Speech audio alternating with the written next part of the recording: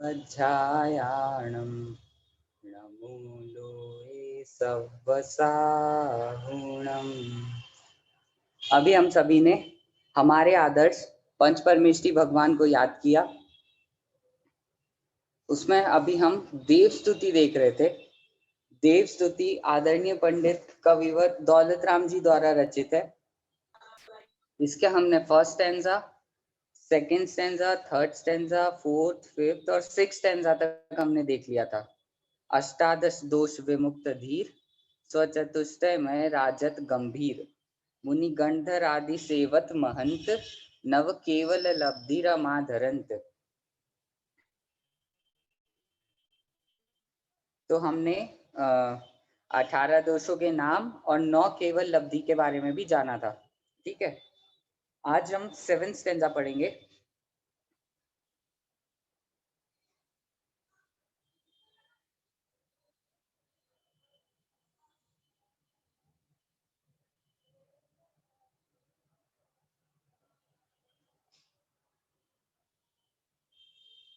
आज हम 7th stanza पढ़ेंगे।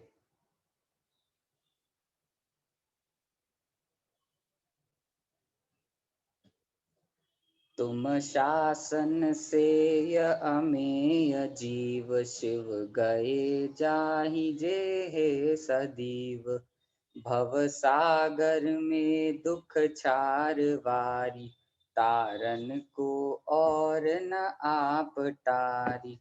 पूर्वी पढ़ो 7th स्टैंजा। तुम शासन से अमेय जीव, शिव गाय जाहि जहे सदीव, भव सागर में दुख छार वारी, तारन को और न आप टारी। अभी हमने पूर्वी से 7th स्टैंजा सुना। इसका मतलब क्या है अपन देखते हैं। तुम शासन से अमेय जीव, 7th स्टैंजा देखो। 7th स्टैंजा, ये वाला, ये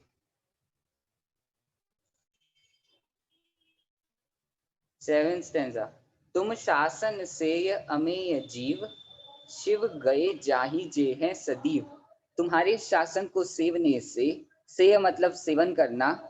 तुम मतलब भगवान के लिए ये क्या कहते हैं इसे, प्रोनाउन। तुम भगवान के लिए यूज हुआ है।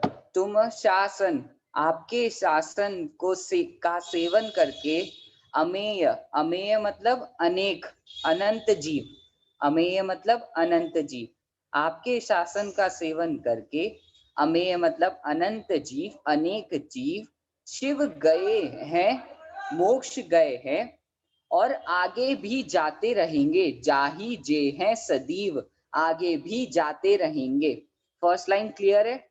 तुम शासन से अमेय जीव, तुम्हारे शासन को सेवन करने से अनेक जीव मोक्ष गए हैं और आगे भी जाते रहेंगे। ये फर्स्ट लाइन का मतलब है। फिर सेकंड लाइन, भव सागर में दुख छार वारी, तारन को और न आप टारी। थोड़ा नहीं रागा, थोड़ा माल रागास नहीं, ये देखो मुलायम बहुत रूप बढ़िया। ठीक है, और क्या हेलो बोलो। भव सागर में दुख छार वारी, तारन को और न आप टारी। भव सागर, इस भव रूपी सागर में दुख छारी वारी। छार मतलब, छार मतलब क्या होता है? छार मतलब जैसे कहते हैं, बोलो छार। छार दूर करने वाला, क्षीण करने वाला दुख नहीं, छार मतलब होता है खारा, खारा पानी। वारी मतलब पानी होता है, वारी जल, अंबु, नीर, क्या क्या बोलते हैं। तो चार वारी, वारी मतलब पानी। तो ये भव सागर में, इस संसार रूपी समुद्र में दुख रूपी ये खारा पानी भरा हुआ है। इस संसार सागर में, संसार रूपी समुद्र में, भव मतलब संसार, संसार रूपी समुद्र में ये दुख रूपी खारा पानी भरा हुआ है और आपको छोड़कर कोई भी इसे पार नहीं उतार सकता। मतलब तारन को और न आप टारी, इस दुख सागर, ये दुख रूपी खारे पानी से जो सागर बना हुआ है, इसको तारने में आपके अलावा और कोई समर्थ नहीं है। आपके अलावा मुझे कोई और पार नहीं उतार सकता, ऐसा दौलत राम जी भगवान के सामने कहते हैं। ये वाला स्टैंजा 7th स्टैंजा। इसमें किसी को कुछ पूछना है, किसी वर्ड का मतलब, या फिर कुछ डिस्कस करना हो?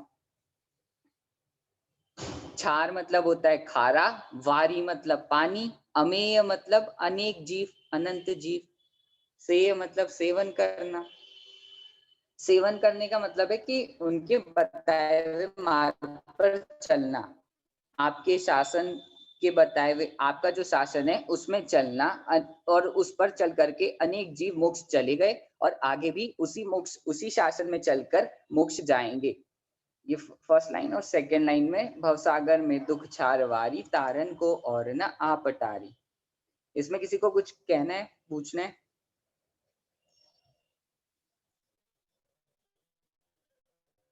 ठीक है, तो ये था 7th स्टैंजा। फिर 8th स्टैंजा। यह लखि निज दुख गद हरन काज, तुमहि निमित्त कारण इलाज, जाने ताते मैं शरण आय, उचरो निज दुख जो चिर लहाय। नीलू आंटी पढ़िए 8th स्टैंजा। 8th। यह लखि निज दुख गद हरन काज, तुम ही निमित्त कारण इलाज, जाने ताते में शरण आए, उचरो निज दुख जो चिर लहाय। अभी हमने नीलू आंटी से 8th स्टैंजा सुना, उसका मतलब क्या है अपन देखते हैं। यह लखी निज दुख गद हरन काज, यह लखी निज दुख गद हरन काज, तुम ही निमित्त कारण इलाज। मेरा जो ये दुख, ये जो दुख है, गद मतलब होता है रोग। देखो दुख गद लिखा है ना, निज दुख गद हरन काज, गद मतलब होता है रोग। ठीक है, तो इस भयंकर दुख को दूर करने में, इस भयंकर रोग को दूर करने में तुम ही निमित्त कारण इलाज, इस भयंकर रोग को दूर करने में आप ही निमित्त कारण हो। कौन सा रोग? दुख रूपी रोग। अच्छा, अब किसी को दुख की डेफिनेशन पता है? दुख कहते किसे? दुख होता क्या है? जो भी दिमाग में आता हो, दुख किसे कहते हैं? दुख कहलाता क्या है? दुख किसे कहते हैं?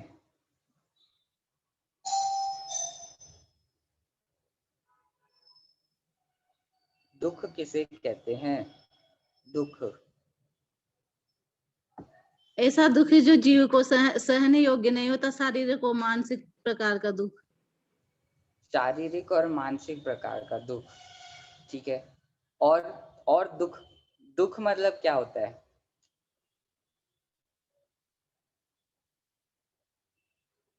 शारीरिक दुख तो दुख कहला ही नहीं सकता, क्योंकि वो तो जब मुर्दे लोग पड़े रहते हैं उनको तो कुछ दुख होता ही नहीं है। मतलब जो मुर्दे रहते हैं उनको क्या पता क्या हो रहा है। तो शरीर से जो दुख होते हैं वो तो कोई दुख होते नहीं है असली में। दुख कहते किसे, मतलब दुख किस चीज का नाम है? यहाँ पे अगर मैं लोकेट करने जाऊँ, जैसे मैं मैप में लोकेट कर सकता हूँ कि इंदौर किधर है, जयपुर किधर है, मंगलायतन किधर है, दिल्ली किधर है, बॉम्बे किधर है, मैं ऐसे मैप में लोकेट कर सकता हूँ। तो मैं दुख को लोकेट कर सकता हूँ ना, कि कहाँ मिलेगा मेरे को ये दुख, जिसका अपनी मुझे आत्मा से, अपनी आत्मा से बाहर रहना दुखी दुख है, मतलब उसका बोल सकते हैं। अपनी आत्मा से बाहर जाना। ओके, आत्मा से, आत्मा किसे कहते हैं? सबसे पहले तो ये बताओ, आत्मा किसे कहते हैं? उसे मैं कहाँ ढूंढने जाऊं? आत्मा कहाँ है पाई जाती है?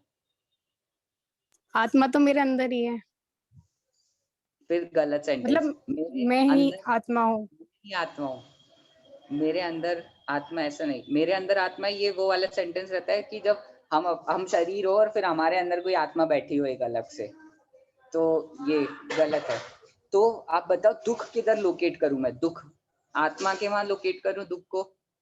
दुख किधर मानूं मैं? शरीर में। 1 मिनट, हाँ, एक। तन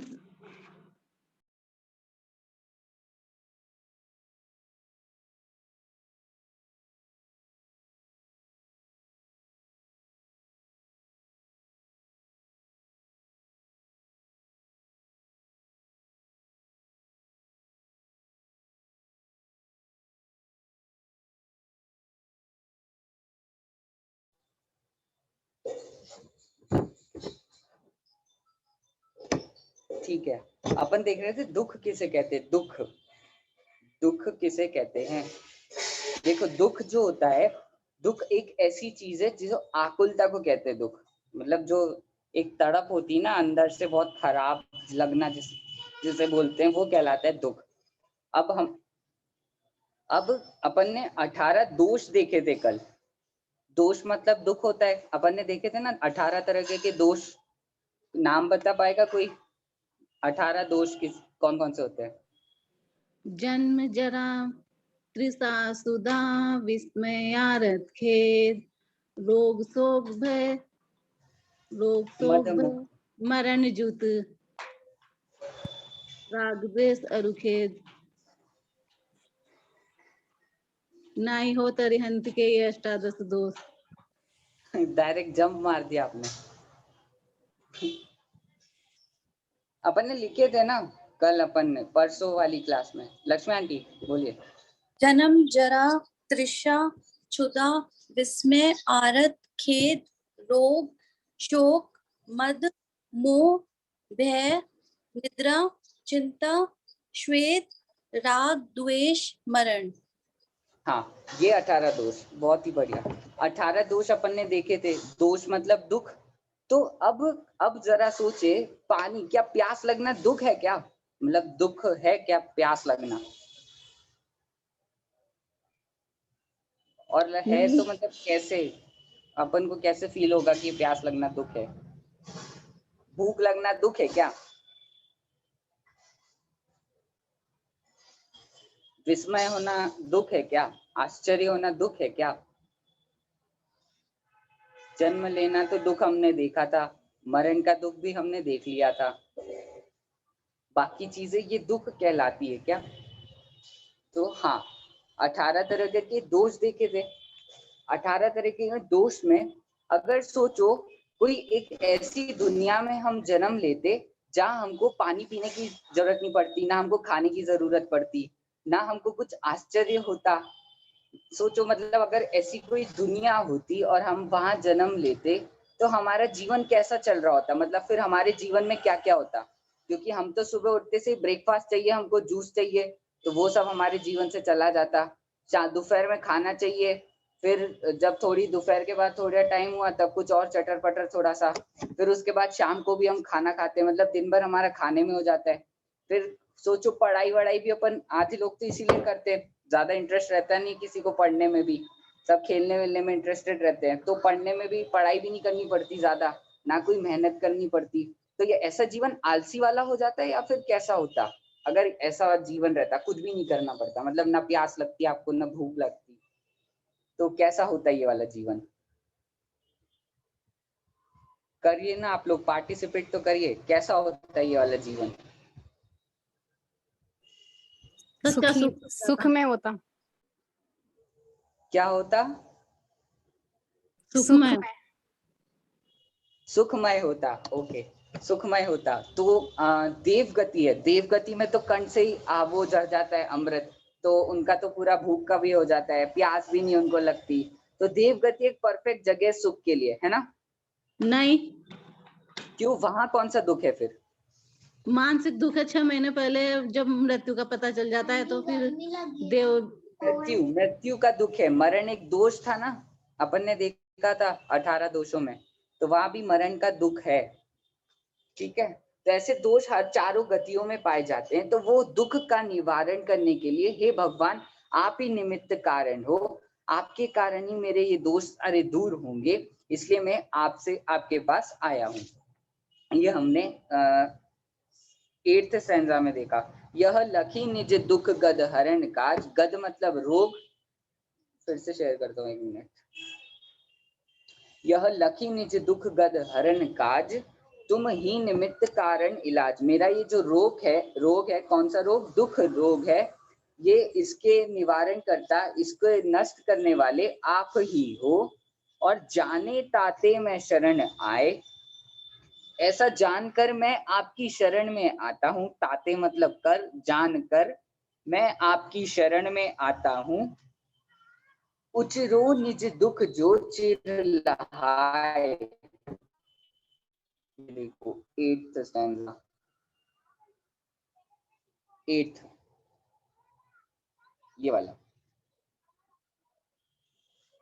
यह लखी निज दुख गद हरन काज, तुम ही निमित्त कारण इलाज, जाने ताते मैं शरण आए। ऐसा जानकर मैं आपकी शरण में आता हूं कि आप ही मेरे दुख का निवारण करने वाले हो, दुख का निवारण करने में निमित्त होने वाले हो। उचरो निज दुख जो चिर लहाय, इसलिए मैं अपने दुख आपसे कहता हूं। उचरो मतलब कहना, निज दुख मतलब मेरे खुद के दुख, जो चिर, चिर मतलब होता है अनंत काल, एक ये कालवाचक वर्ड है ये चिर। चिर होता है अनंत काल, मतलब दीर्घ काल तक, बहुत ज्यादा टाइम तक। चिर लाए मतलब जो अनंत काल से मैं ये दुख भोग रहा हूं, मैं आपके सामने कहता हूं हे भगवान अब सहा नहीं जाता। ये 8th स्टैंजा का मतलब है। इसमें किसी को कुछ पूछना है? 8th stanza.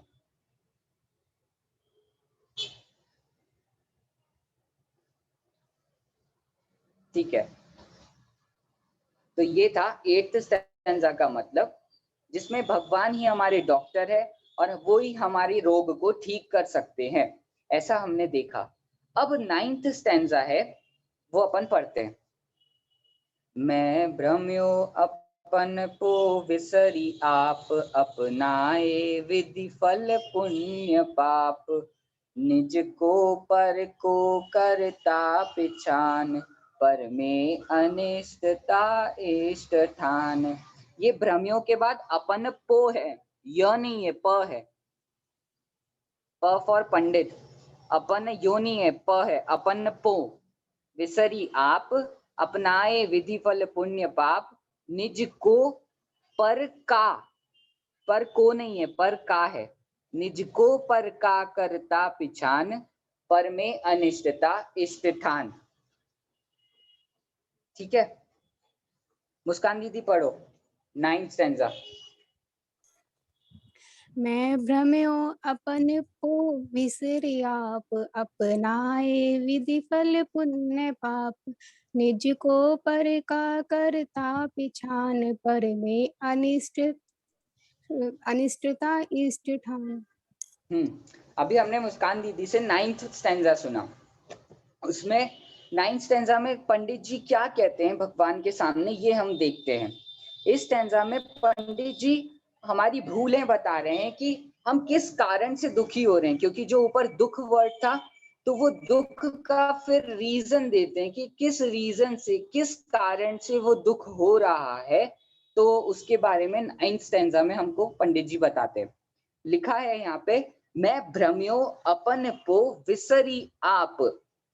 विसरी मतलब होता है भूलकर, विसरना मतलब भूलना। मैं भ्रम्यो अपन को विसरी आप, अपने आप को भूलकर मैंने भ्रमण किया। मैं भ्रम्यो अपन को विसरी आप, अपनाए विधि फल पुण्य पाप। विधि मतलब यहाँ पे है कर्म, विधि मतलब होता है कर्म। तो कर्म के जो फल है, मतलब ये जो संयोग हमको दिख रहे हैं, पुण्य पाप, जब कुछ पुण्य का उदय आ गया तो मैं एकदम से खुश हो जाता हूँ, वो मुझे अच्छा लगने लगता है। जब कोई पाप का उदय आता है, कोई अच्छे से नहीं बोल रहा होता, सब हमको बिल्कुल साइड में कर देते हैं, तब बहुत ही खराब लगने लगता है। अपनाए विधि फल पुण्य पाप, तो ये पुण्य पाप और ये जो कर्म के फल है, उसे मैंने अपना माना, अपना जाना। ये तो एक कहने की लैंग्वेज है, लेकिन ये सब चीजें हम लोग कर रहे हैं, मतलब अंदर फील हो ही रही है ना हम लोगों को, जो अंदर अपने को महसूस हो रहा है, वो यहाँ पे पंडित जी ने लिखा है कि उसी कारण से हम लोग दुखी हो रहे हैं। तो अपनाए विधि फल पुण्य पाप, विधि फल मतलब कर्म के फल, और पुण्य पाप को मैंने अपनाया, अपना माना। फिर है निज को पर का करता पिछान। पिछान मतलब पहचाना, मैंने निज को पर का करता पहचान रखा है, पर का करता पहचान रखा है, और पर में अनिष्टता इष्ट ठान, जिसके कारण से, मतलब जो मैंने निज को पर का करता मान रखा है, उसके कारण से मुझे इष्ट अनिष्ट मान्यताएं, कल्पनाएं होती रहती हैं। अनिष्टता इष्ट ठान, ठान मतलब होता है मानता हूं। ठीक है, अब ये जो कर्ता वर्ड है ना, इसे अपन थोड़ा सा डिस्कस करते हैं। कर्ता वर्ड, कर्ता वर्ड जो होता है, यहाँ पे लिखा है निज को पर का कर्ता पहचान। एक बार आप ध्यान दो, जब हमारे घर में कोई छोटा भाई बहन होगा या फिर हमारे जो बेटे बेटी होंगे, तो फिर हम कभी कभी हमको ऐसा भाव आ जाता है कि हमको उनको कुछ अच्छी अच्छी बातें बताएं ताकि वो लाइफ में भटक नहीं जाए इधर उधर। मतलब वो अपने आप भाव आते ही है, मम्मी पापा को अपने बेटे के प्रति आता है कि ये लाइफ में कुछ अच्छा करे, फिर बड़े भाइयों बहनों को भी आता है कि उनको कुछ बोल दे कि भाई ऐसा मत कर, गलत है। तो आजकल तो बच्चे चिढ़ने वगैरह भी लग गए, कितना चिढ़ने लग गए। तो मैंने अभी पेपर में एक आर्टिकल पढ़ा था, तो उसमें वो लोग कह रहे थे कि मतलब आपको ऐसा भाव आना कि ये सुधर जाए, ये सही ट्रैक पे जाए, तो आप जरूर कहो, उससे प्यार से कह दो। लेकिन वो नहीं माने और कुछ उल्टा करे, फिर आप उससे जोर जबरदस्ती करो, उससे लड़ाई करो, उसे मारो कूटो, तो वो बातें गलत है। तो वो यहाँ पे कह रखा है निज को पर का कर्ता पहचान। मतलब ये क्रोध जो चीज है, क्रोध वाली चीज कहाँ से आई? क्रोध वाली चीज ऐसे आई कि तूने मेरी बात नहीं मानी, तू मेरी बात क्यों नहीं मान रहा, मैं इतना बोल रहा हूँ, तेरे को समझ में नहीं आ रहा क्या? तो ये यहाँ से क्रोध डेवलप हुआ। तो मैं बोल रहा हूँ समझ में नहीं आ रहा, मतलब मैं मतलब कौन हो गया यहाँ पे? निज को पर का करता। मैं मतलब ये जो मैंने बोला, ये जो बॉडी है मेरी, शरीर है, मैंने इसको अपना मान रखा है, तभी जाके मुझे गुस्सा आया कि उसने मेरी बात नहीं मानी, मेरी बात कैसे टाल दी उसने। तो ये क्रोध के ओरिजिन पॉइंट्स है कि यहाँ से क्रोध उठता है। अब मान कैसे उठता है? मान जैसे कोई घर बनाता है, तो और लोगों को ऐसा दिखाने का उसको भाव आता है कि देखो मैंने बनाया, मैंने बनाया, तो वहां से मान ओरिजिनेट होता है। ठीक है, तो ये जितनी भी कषाय हैं, ये सारी कषाय सिर्फ इसी के कारण उत्पन्न होती है। कषाय मतलब जो आत्मा को कसे और दुख दे, और यहाँ पे हम दुख का निवारण करने के लिए भगवान के पास आए। तो दुख का निवारण करने के लिए जब हम भगवान के पास आए हैं, तो भगवान के सामने वो पंडित जी का हमें क्या बता रहे हैं कि देखो भाई, दुख का कारण ये है, निज को पर का कर्ता पहचान। एक बार ट्राई करना कि जब भी आप अपने किसी छोटे भाई बहन को या फिर कोई आंटी लोग अपने बेटे को या फिर बेटी को कुछ भी अगर बोले कि बेटा ऐसा करना है, इसमें तुझे सही रहेगा, तुझे ज्यादा दिक्कत नहीं होगी आगे, तो एक बार को ये मानना छोड़ देना कि मैंने बताया। मतलब एक बार बस ऐसा मान के बैठ जाते कि हम मैंने नहीं बताया। अब वो चाहे माने चाहे नहीं माने, तो हमें देखना, हमें गुस्सा नहीं आएगा उस टाइम, क्योंकि ये जितनी भी चीजें होती है, जब हम निज को पर का कर्ता मानते हैं तो दुख आता ही है, ये क्रोध आता ही है, मान आता ही है। तो ये सारे ओरिजिन पॉइंट्स तभी बंद हो सकते हैं जब ये अपना मानना हम बंद कर देंगे दूसरी चीजों को। तो ये यहाँ पे दुख के कारण लिखा है, जिसके कारण इष्ट और अनिष्ट कल्पनाएं होती है, अनिष्ट तथा इष्टथान। ये था 9th स्टैंजा का मतलब। इसमें हमने विसरी वर्ड का मतलब देखा, फिर विधि फल का मतलब देखा, निज को पर का कर्ता पिछान का मतलब देखा, और अनिष्टता इष्टता का मतलब देखा। ये था 9th स्टैंजा। इसमें किसी को कुछ पूछना है या फिर कुछ कहना हो? 9th स्टैंजा चल रहा है। नहीं,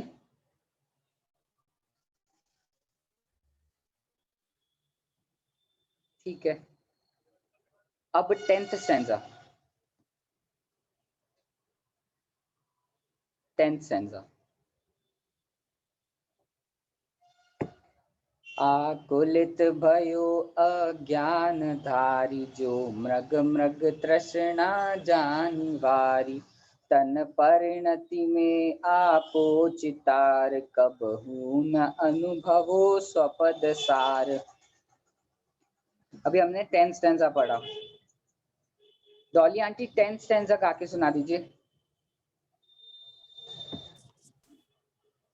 आकुलित भयो अज्ञान धारी, कहाँ गया भैया जी, स्क्रीन पे से हट गया।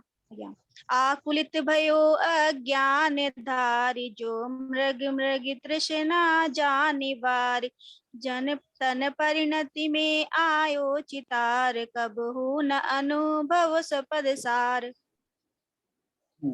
अभी हमने डॉली आंटी से 10th स्टैंजा सुना। 10th स्टैंजा में पंडित जी क्या कहते हैं हम ये देखते हैं।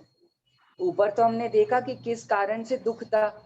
अब उस दुख के कारण हो क्या रहा है, तो वो यहाँ पे बता रहे पंडित जी कि आकुलित भयो अज्ञानधारी, उस अज्ञान को धारण करके मैं बहुत ही आकुलित होता रहा। ऐसा फर्स्ट लाइन के फर्स्ट उसका वर्ड है, मीनिंग है। फिर जो मृग मृग तृष्णा जानिवारी, जैसे जो मृग मतलब हिरण, और हिरण की तृष्णा, आपने देखा होगा हिरण लोग जब डेजर्ट या सैंड में रहते हैं तो वो फिर आगे उनको सैंड जब वो धूल चमकती है तो उनको ऐसा लगता है वहां पे पानी है, तो वो और आगे जाते हैं, लेकिन वहां जाते तो तब और आगे पानी दिखता है, वो कहलाती है मृग तृष्णा। ये तो पता ही होगा ना आप लोगों को, मृग तृष्णा, मृग मतलब हिरण, और उसकी जो तृष्णा है जानी वारी, वारी का मतलब क्या देखा था अभी हमने, वारी पानी पानी, पानी तो जैसे वो हिरण पानी को ढूंढता ढूंढता मृग तृष्णा में फंस जाता है, अपनी तृष्णा में फंस जाता है, वैसे ही मैं इस अज्ञान में फंसकर आकुलित होता रहा। ऐसा फर्स्ट लाइन का मतलब है। फिर सेकेंड लाइन, तन परिणति में आपो चितार, कबहु न अनुभव्यो स्वपद सार। तन परिणति में आपो चितार, चितार मतलब होता है चित्त में आना या मानना, चितार मतलब चित्त वर्ड है, चित्त वर्ड से चितार बना है, तो आपो चितार, चितार मतलब चित्त में आना या मानना, ऐसा बिलीव करना कि तन परिणति में आपो चितार, कि शरीर की जो दशा है, शरीर बॉडी की जो स्टेट है वही मेरी स्टेट है, जबकि है नहीं।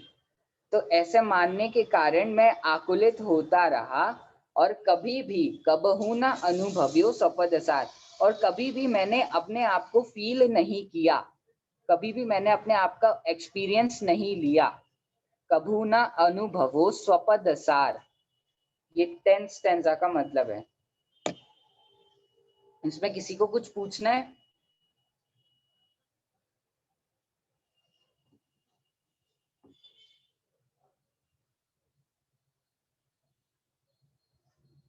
ये थी देवस्तुति का 10th स्टैंजा।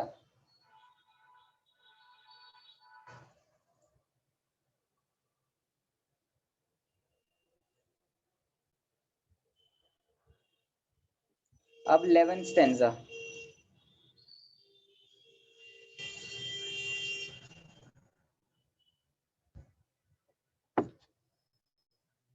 अभी अपने 10th स्टैंजा हमने दुख देखा था, ये दुख हो रहा है और उसके कारण से हम हमारे जीवन में क्या क्या चेंजेस आ रहे हैं, क्या क्या घटनाएं घट रही है, ये अभी हमने देखा। अब हम देखते हैं कि हम भगवान के पास क्यों आए हैं, ये सब दुखड़े गाकर हम भगवान को क्यों सुना रहे हैं, तो वो 11th स्टैंजा में बताते हैं। तुमको बिन जाने जो कलेश पाए, सो तुम जानत जिनेश। पशु नारक नर सुर गति मझार, भव धर धर मर्यो अनंत बार। यशवी आंटी, आप 11th स्टैंजा गा के सुना दीजिए।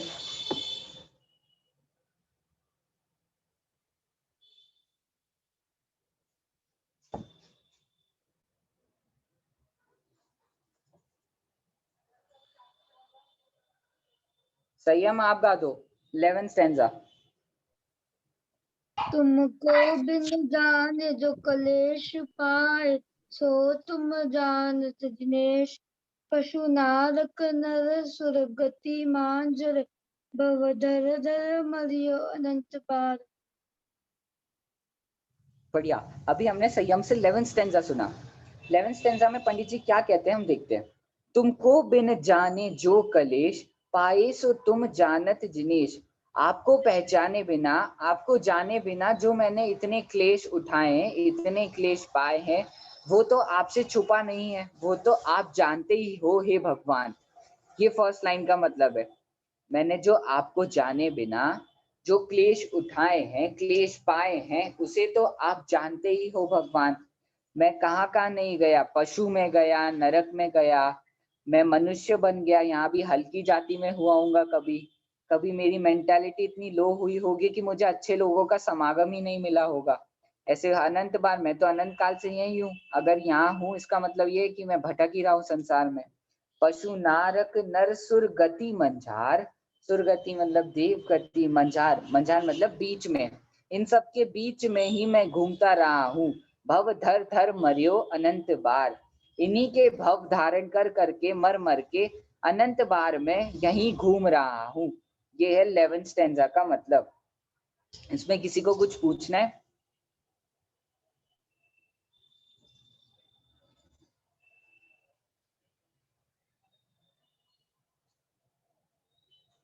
ठीक है, 11th स्टैंजा अभी हमने देखा, आपको जाने बिना मैंने जो क्लेश पाए हैं उसे आप जानते हो।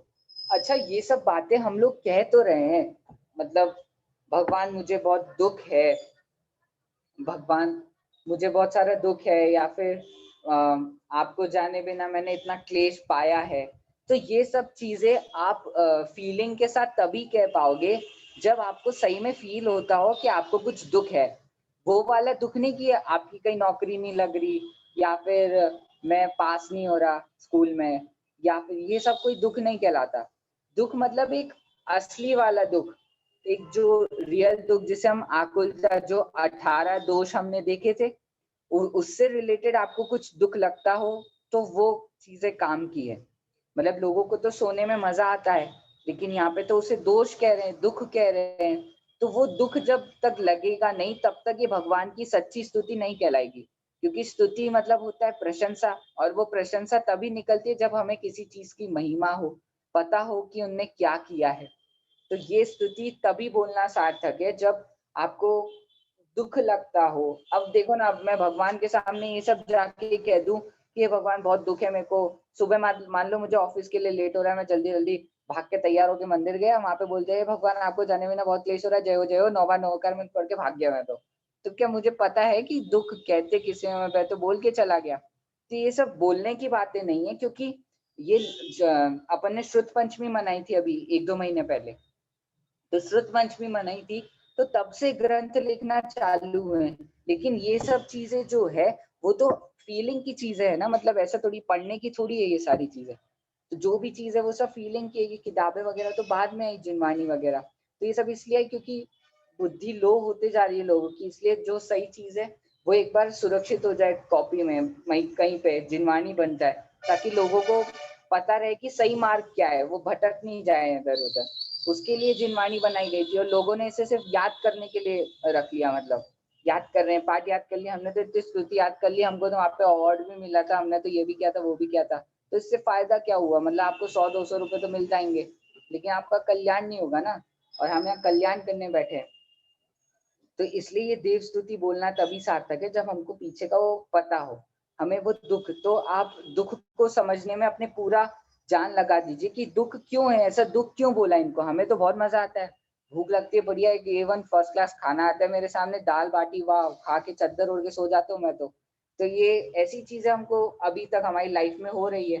लेकिन इसको तो दुख कह रहे हैं, तो क्यों कह रहे हैं ये पता करोगे तभी जाके ये स्तुति अपने आप निकलेगी अपने मुंह से। ठीक है, तो ये इसलिए अपन सब ये पढ़ रहे हैं। फिर 12th स्टैंजा, 11th स्टैंजा तक किसी को कुछ पूछना है?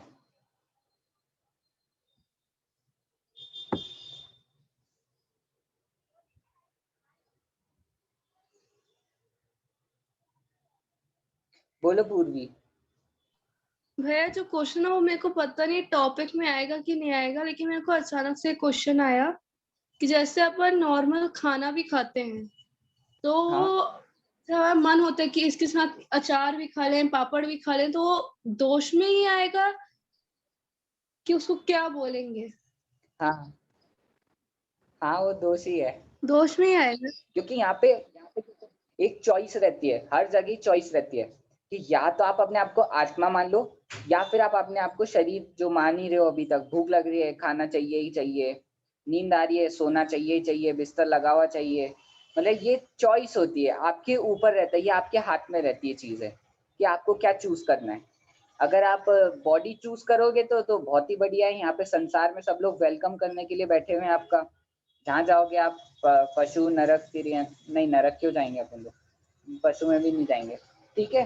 तो ये यहाँ लोग तो सब वेलकम करने बैठे हैं, लेकिन आपकी चॉइस ये है कि नहीं हमें तो आत्मा ही देखना है, हमें थोड़ा सा अपने आप को कंट्रोल में रखना है, संयमित करना है अपने आप को, धीरे धीरे हम मोक्ष की राह पर बढ़ना चाहते हैं, हम अपने से मिलना चाहते हैं, तो वो चॉइस का रहता है, यहाँ पे वो चॉइस करने के ऊपर रहता है, ठीक है।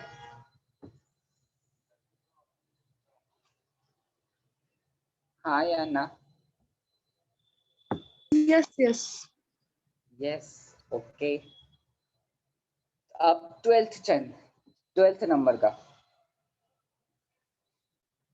अब काल लब्धि बल ते दयाल, तुम दर्शन पाय भयो खुशाल, मन शांत भयो मिटि सकल द्वंद, चाख्यो स्वातम रस दुख निकंद।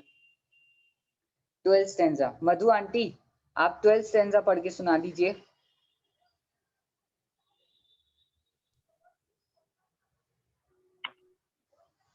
आवाज आ रही है?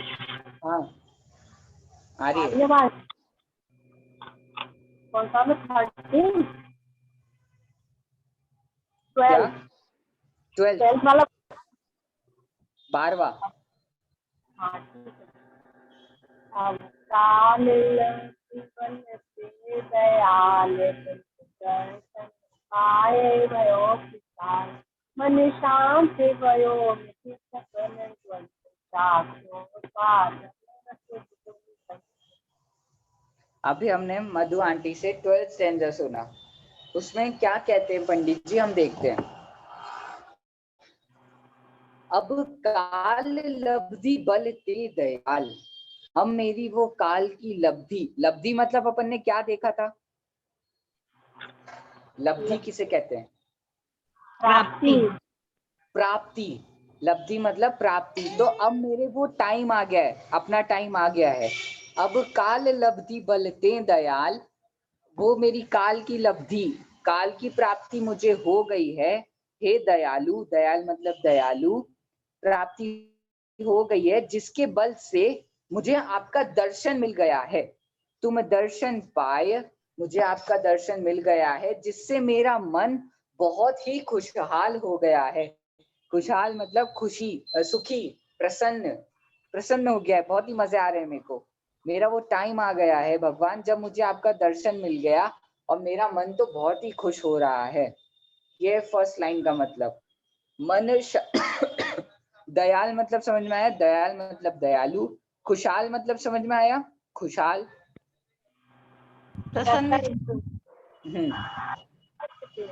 खुशहाल है वो, खुश प्लस हाल, लेकिन यहाँ पे वो छंद के उससे खुशहाल है, वो छंद के रूल के हिसाब से। फिर मन शांत भयो मिटि सकल द्वंद, चाख्यो स्वातम रस दुख निकंद। हे भगवान, आपको दर्शन, आपके दर्शन करते से मेरा मन एकदम शांत हो गया है। जितने भी द्वंद चल रहे थे मेरे दिमाग में, जितने भी द्वंद चल रहे थे वह सब एकदम से मिट गए। सकल, सकल मतलब सारे, सारे द्वंद मिट गए हैं, मिटी सकल द्वंद, चाख्यो स्वातम रस दुख निकंद।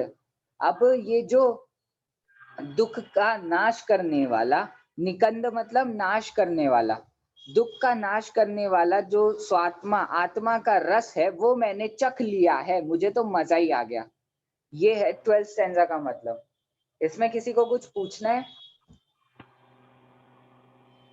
मैं फिर से कह रहा हूँ, मतलब ये जो जितनी भी चीजें हैं ये तभी आपके अंदर से निकल सकती है असली में, जब आपको भगवान की वैल्यू पता होगी, जब आपके अंदर जो द्वंद चल रहे होंगे और आपने जिह्वानी से उसका समाधान किया होगा कि नहीं यार सही कह रही है, मतलब तभी आपको ये महिमा आएगी।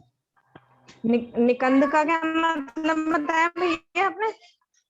निकंद मतलब होता है नाश करने। हाँ।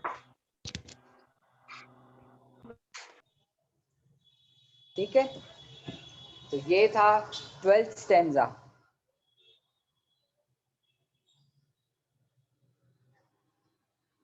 अब है 13th स्टैंजा। 12th में किसी को कुछ पूछना है?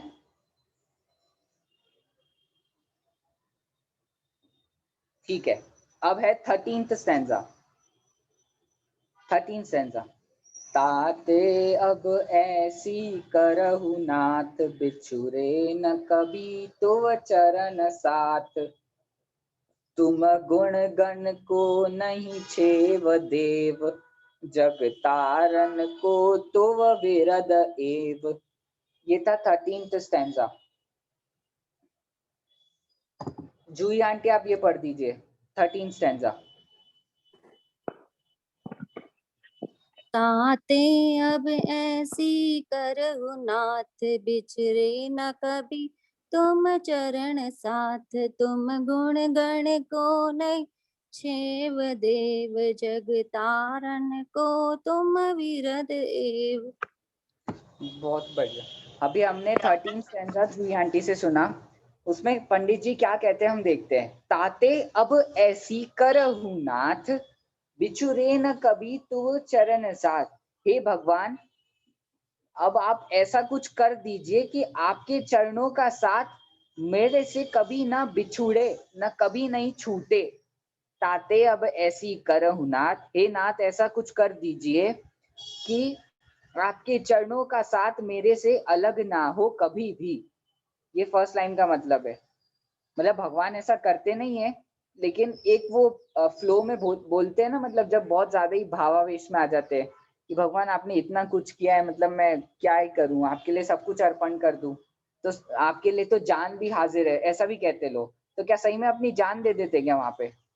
लेकिन वो एक कहने की भाषा है। वैसे ही यहाँ पे कहा है कि अब ऐसा कुछ कर दीजिए भगवान कि कभी भी आपका चरणों का साथ मेरे से ना बिछुड़े कभी भी। और तुम गुण गण को नहीं छेव देव, आपके जो गुणों के समूह है, गण मतलब समूह, आपका जो गुणों का समूह है वो तो उसका तो कभी अंत आ ही नहीं सकता। को नहीं छेव देव, छेव मतलब अंत, देव और नहीं आ सकता। तुम्हारे आपके गुणों के समूह का तो कभी अंत नहीं आ सकता। और आप जग को तारने के लिए तो आपकी कीर्ति विख्यात है। विरद, विरद वर्ड किधर आता है? अपन ने कोई सी स्तुति में पढ़ा है क्या? प्रभु पतित पावन वाली स्तुति पढ़ी होगी, उसमें फर्स्ट ही लाइन में है, प्रभु पतित पावन मैं अपावन चरण आयो शरण जी, जो विरद आप निहार स्वामी। विरद मतलब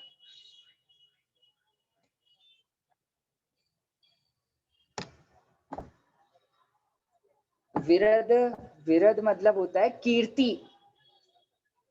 विरद मतलब कीर्ति। आपकी ऐसी कीर्ति निहार कर ही भगवान मैं आपके पास आया हूँ। अपन ने पढ़ी है ना प्रभु पतित पावन वाली स्तुति, हम भगवान के सामने कहते हैं। और यहाँ पे भी विरद, विरद मतलब कीर्ति। तो आप गुणगण को नहीं छेव देव, मतलब आपके गुणों का तो अंत है ही नहीं, और जग को तारने के लिए आप बहुत फेमस हो। विरद मतलब आपकी कीर्ति इसलिए है कि आप हमें संसार समुद्र से निकाल दोगे, हमें इस समुद्र से तार दोगे, ऐसी आपकी कीर्ति विख्यात है। ये 13 स्टैंजा का मतलब। एव का क्या मतलब है? एव भैया, एव जग तारण को तुव विरद एव, ऐसी आपकी कीर्ति। तुव मतलब तुम, जग तारण को आप, विरद एव। एव मतलब देखना पड़ेगा, मुझे आ नहीं रहा अभी, मैं बताऊंगा देख के। एव, एव का मतलब ही होता है। एव का मतलब ही होता है। हाँ, ठीक है, तो ही कैसे बैठेगा यहाँ पे? मतलब जग कीर्ति तारण, ही, तारने के लिए। कीर्ति ही, आपकी कीर्ति ही जग को तारने के लिए।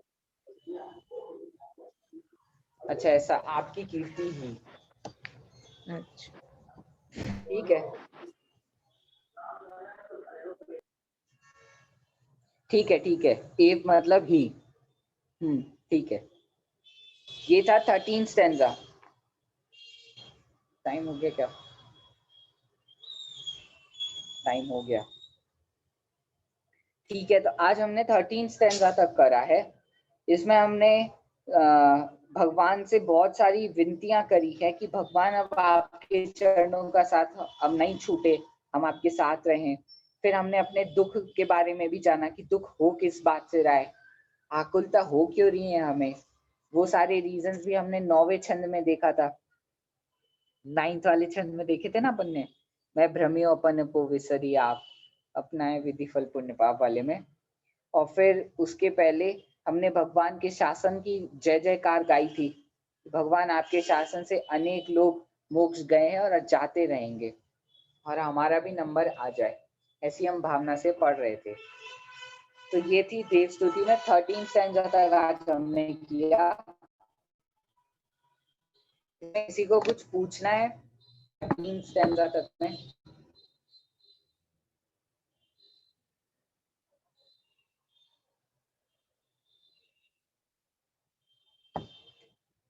ठीक है, तो हमने 13 स्टैंजा तक किया आज।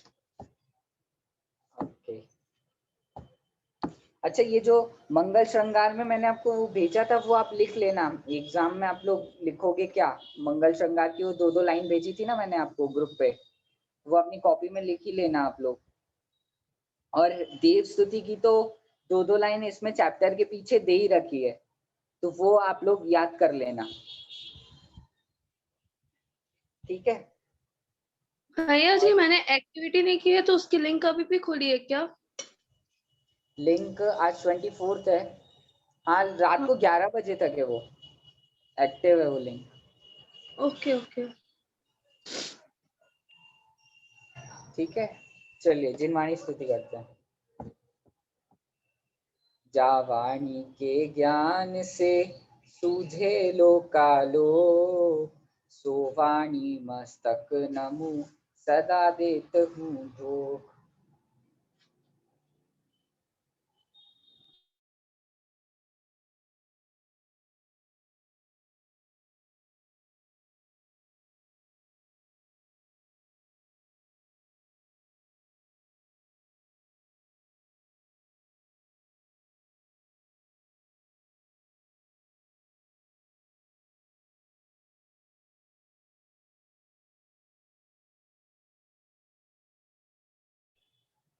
ठीक है, जय जिनेन्द्र सभी को। जय जिनेन्द्र। जय जय।